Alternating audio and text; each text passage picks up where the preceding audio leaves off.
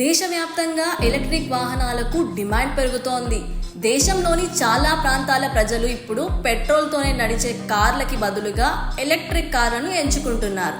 మరోవైపు ఎలక్ట్రిక్ కార్ల కొనుగోలుకు కేంద్ర ప్రభుత్వం భారీ రాయితీలు ఇస్తోంది. ఫేమ్ టు ఇండియా పథకంలో సబ్సిడీని 2019లో ప్రవేశపెట్టారు.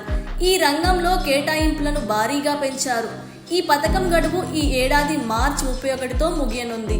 ఫేమ్ ఇండియా పథకం అనేది national electric mobility mission plan కింద అమలు చేయబడిన ప్రభుత్వ సబ్సిడీ పథకం. ఎలక్ట్రిక్ వాహనాల వినియోగాన్ని పెంచేందుకు కేంద్ర ప్రభుత్వం faster adoption and manufacturing of electrical vehicles పథకాన్ని ప్రారంభించింది. సమాచారం ప్రకారం దాని ప్రయోజనాలు ఇప్పటికే చూపించడం ప్రారంభించాయి. అందుకే ఈ ఏడాది అంతర్గత బడ్జెట్లో సోలార్ పవర్ విస్తరణ, ఎలక్ట్రిక్ వాహనాలపై ప్రత్యేక దృష్టి సారిస్తామని కేంద్ర ఆర్థిక మంత్రి నిర్మలా సీతారామన్ తెలిపారు.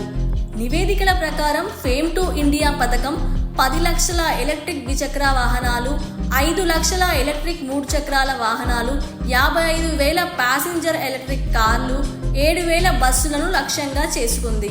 జనవరి 31 నాటికి తయారీదారులు ఫేమ్ టు ఇండియా పథకం కింద 13.41 లక్షల ఎలక్ట్రిక్ వాహనాలకు 5,790 కోట్ల రూపాయల సబ్సిడీని పొందారు.